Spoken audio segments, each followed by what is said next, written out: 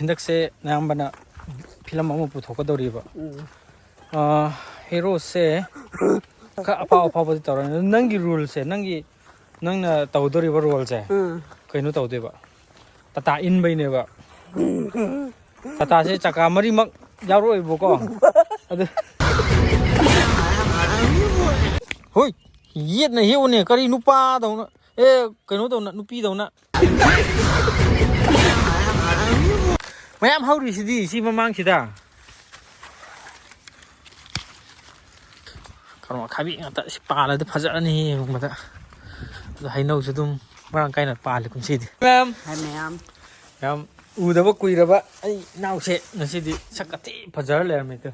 ꯑꯩ ꯐꯣꯟꯗ ꯇꯧꯔ ꯂꯩ ꯑꯩꯈꯣꯏꯁꯦ ꯉꯁꯤꯁꯦ ꯉꯥꯏꯈꯣ ꯐꯣꯟ ꯑꯃ ꯂꯩꯕꯗ ꯅꯪ ꯀꯔꯤ ꯊꯕꯛ ꯇꯧꯗꯅ ꯀꯔꯤ ꯁꯤꯖꯤꯟꯅꯅꯤꯡꯉꯥꯏꯅꯣꯕ ꯅꯨꯄꯤ ꯋꯥꯔꯤ ꯁꯥꯟꯅꯅꯤꯡꯉꯥꯏ ꯐꯣꯟ ꯑꯅꯤ ꯄꯥꯏꯒꯦ ꯍꯥꯏꯔꯣ ꯀꯩꯅꯣ ꯇꯧꯕ ꯆꯠꯂꯦ ꯑꯩꯈꯣꯏ ꯁꯧꯒ꯭ꯔꯤ ꯊꯤꯕ ꯆꯠꯂꯦ ꯆꯤꯡꯌꯦꯟ ꯁꯦꯟ ꯊꯤꯕ ꯆꯠꯂꯦ ꯑꯗꯣ ꯀꯩꯀꯩ ꯂꯩꯕꯅꯣ ꯑꯗꯨꯁꯨ ꯌꯦꯡꯉꯛꯇꯣꯏꯅꯦ ꯉꯁꯤꯁꯦ ꯑꯗꯣ ꯌꯨꯝꯗ ꯂꯩꯕꯁꯨ ꯏꯟꯖꯥꯡꯕꯨ ꯀꯩꯀꯩ ꯍꯣꯠꯅꯔꯤꯒꯦ ꯍꯥ ꯌꯦꯔꯨꯝ ꯅꯪ ꯌꯦꯔꯨꯝ ꯆꯥꯕ ꯌꯥꯕ꯭ꯔꯥꯅꯦ ꯌꯥꯔꯕꯣ ꯅꯪꯒꯤ ꯂꯥꯏꯅꯥꯗꯣ ꯑꯩ ꯊꯥꯖꯔꯛꯇ꯭ꯔꯦꯗ ꯅꯪꯒꯤ ꯂꯥꯏꯅꯥꯗꯣ ꯌꯥꯔꯛꯇ꯭ꯔꯦꯗ ꯌꯨꯝꯗ ꯌꯥꯏꯄꯟ ꯀꯩꯀꯥꯁꯨ ꯈꯔ ꯁꯥꯠꯂꯦꯕꯀꯣ ꯑꯗꯨꯝ ꯌꯦꯡꯉꯛꯀꯦ ꯌꯥꯏꯄꯟ ꯁꯤꯗꯁꯨ ꯂꯩꯔꯦ ꯁꯤ ꯍꯦꯛꯄ ꯌꯥꯔꯕꯣ ꯍꯦꯛꯇꯤ ꯑꯩ ꯍꯦꯛꯇꯤ ꯀꯥꯞꯇꯕꯨ ꯀꯥꯞꯄꯨ ꯑꯁ ꯍꯦꯛꯎ ꯂꯥꯎꯁꯦ ꯁꯤꯗꯁꯨ ꯂꯥꯛꯈꯣꯁꯤ ꯃꯌꯥꯝ ꯁꯥꯠꯂꯦ ꯌꯨꯝꯒꯤ ꯂꯣꯠꯅ ꯁꯥꯠꯂꯤꯅꯤ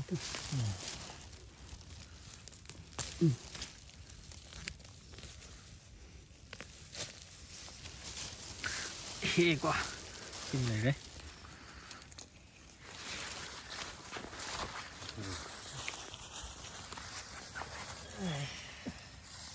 ꯃꯆꯥꯁꯨ ꯆꯣꯡꯈꯠꯂꯛꯑꯦ ꯃꯆꯥꯗꯤ ꯂꯩꯈꯤꯁꯅꯨ ꯈꯔ ꯆꯥꯎꯈꯤꯁꯅꯨ ꯑꯗꯨꯗꯤ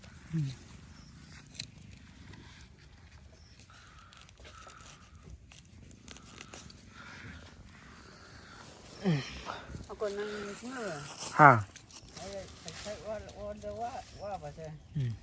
ꯀꯨꯕꯟ ꯍꯩ ꯈꯤꯜꯂꯨꯃꯣꯒ ꯅꯪꯕꯤꯗꯤ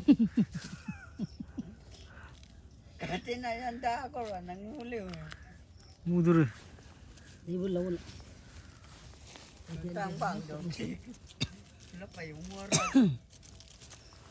ꯀꯔꯤ ꯋꯥꯔꯤꯅꯣ ꯅꯪ ꯇꯧꯔꯤꯗꯣ ꯌꯣꯡꯆꯥꯛꯇ ꯉꯥꯊꯔꯒ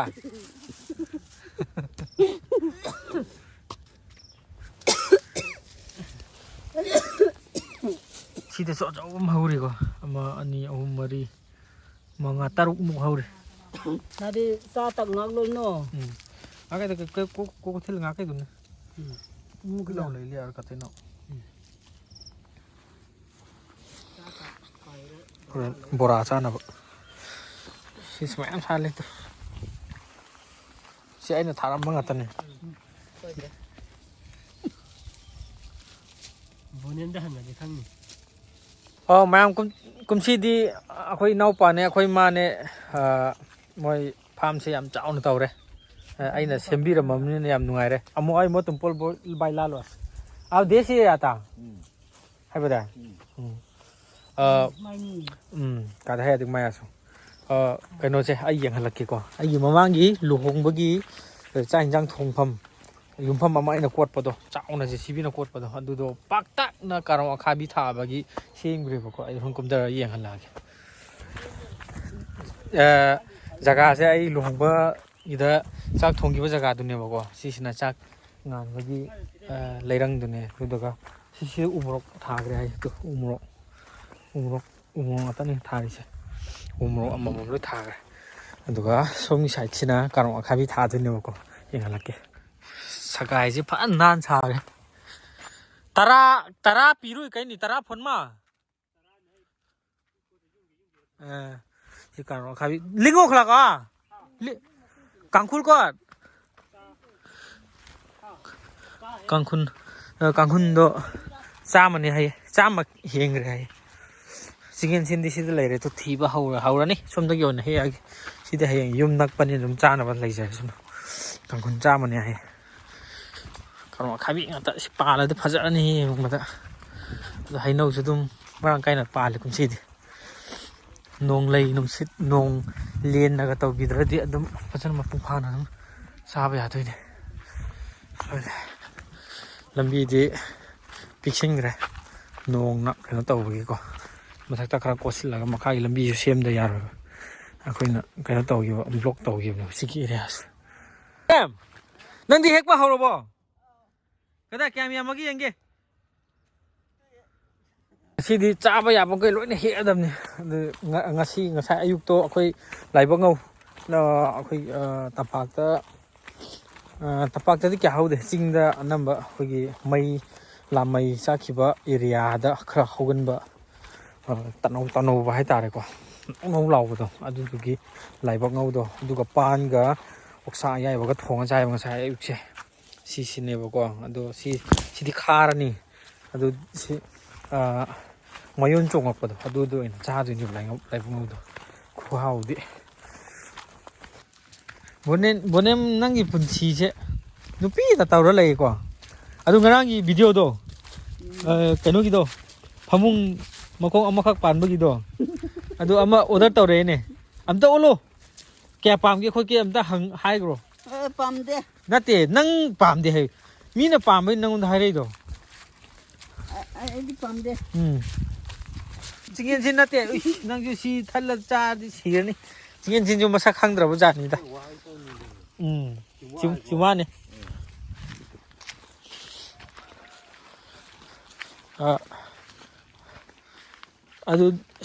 aduk thi badu he ba mamang da phajaba le ji de hekte si he de he o nang je nasik mana ga jo hek pa yaw gra ma le da taw chumni ko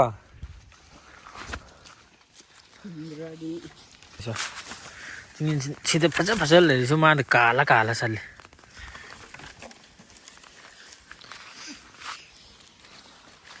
sisu charot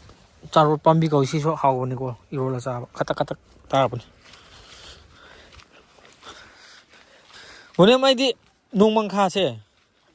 nong mangkha di yen na hawi da nangunda di karina hawi yen na hawbra yen su akhoi ching yen na hawi ko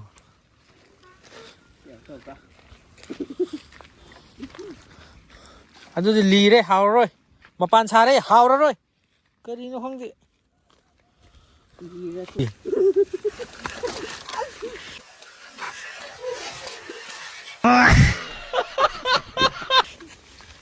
jala adonda di phajan hawrani sumba area sine mana yam hawgal se khangbra hawdra nangi mikka ni nam bai mikka di khedara kani sida mayam tanau ba hawri si udaba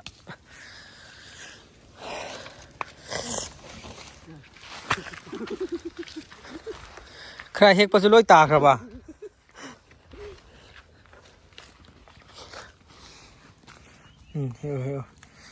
hoi yet na heu ne kari nupa dong e kano dong na nupi dong na nupi ba oi ne hekte iskapung ni katena thatpa so ul chang mo gele ko ni ya mane mamang sei bani hek pada katena we ki chesaklam kanil ko adu ngasi ju isai matet amadi ngang thokpa ya bani na mayam hauri sidi si mamang sida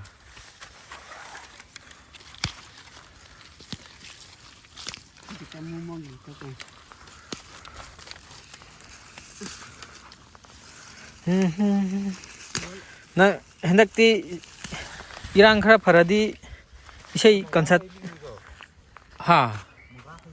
ling de male isai khara chatlani adu dei dinang isai chatpa yawba yado natro ha wa chu chunga ngang de karino nang toise nang na chatla si ai ra di chat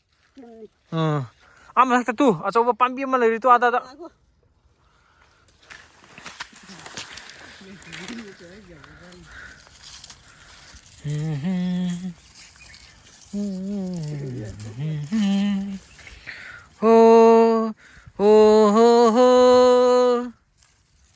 Pun, bonem. Hendak tay na album mama nam dori eh.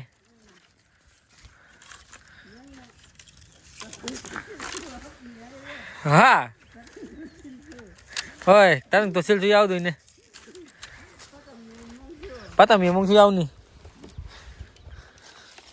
bông ngoài ní thà gì bông ngoài thả mà tao nữa bông ngoài mà tao ní thà ha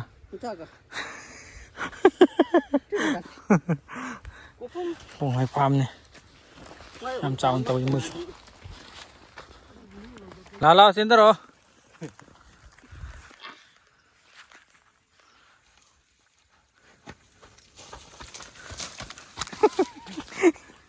Yang kata, nanti,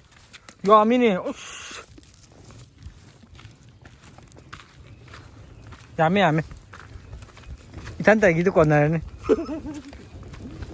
Hendak se, nang bana film mau putuk kau dori ba. Hero se, Patang me, apa betul orang, nanti rule se, nanti na tahu dori ba rule se, kau ini tahu deh ba, tata in ba ini ba. Tata sih cakap mari mak jauh ibu ko, aduh, nang Indo ini, aduh kari gumba nang start to hawal lah ba, nang napam bami do, ini pide ba, samlo, nang napam bami do, ini pide ba, ko, nggak ko, sih sum yam cilak, punginggi oi ba warun kara dia, hai ba dia apa nih, sup yam kui na pulai se, nong mata ai nupi se si koi re habse tang tabi hai bangam da hojik so mu ani koi ai adu karam banu nang na amado mamin do kaure maming su khang da ba nate amadu di hojik nang laugi khan banu pi du di tai bang do unarabo adu di unare padai da jikonda kana ka ai ga ejiga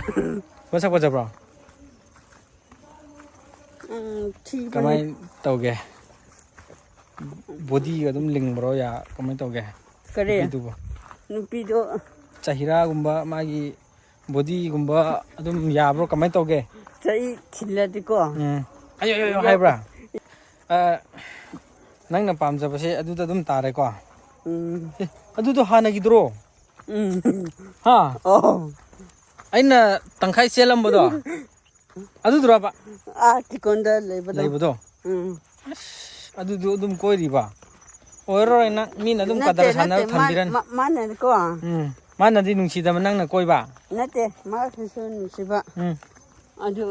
ma lao ai ban loiraga sela sai bra ban di muka haurani ne adu di noi chu kumchi chen mangam moi irang kan dori ba aga dori he adu di nupi to kai machu no asang bra aduh leibak khoi hojik sam ai di pik thalle budeng misu pik thalle du yum yoraga kai yum da kai hek pano du su pulap yengalaga uchara ge amuk yai ko ang napi kai no yaure yai pan yaure duga kuthap mana yaure duga kari sitapon mana yaure sogri angoba yaure chingen sin yaure adu kai no yam yaure adu yumgi orchids mana thar lem satpa hore ko as bonem gi pau se sum ta bada aya bam ta yaudre mana hana koira manu pi de sum ching re or ana oh pare mayam ngasi gi di so adum loisilage bonem su wakhan chi am nungai mandre ko man koi banu pi ching re du da ngarang na han ching re ko lairiba ma sogri char khang tare upai leite asang aman char khang mana ta nupi gi di to asi wari hodoro chu ko bonam pare ngasi gi di so adum loisilase mathang next block ta muk thengminar nga pa ba sa to mathang block ta di ko adu gi muk yemina se ngam ngasi gi oina di ba mayam nungai na layo amtang hairamo nang chu magi block na tradi wa sungang ngangoi ujikan di lemgre aduna aina ngang kya laudre ba mayam nungai na layo matang mayam nungai na laibiyo matang block ta muk thengnar jai kro matang block ta thengnar ra se mayam ngasi ko na di bye bye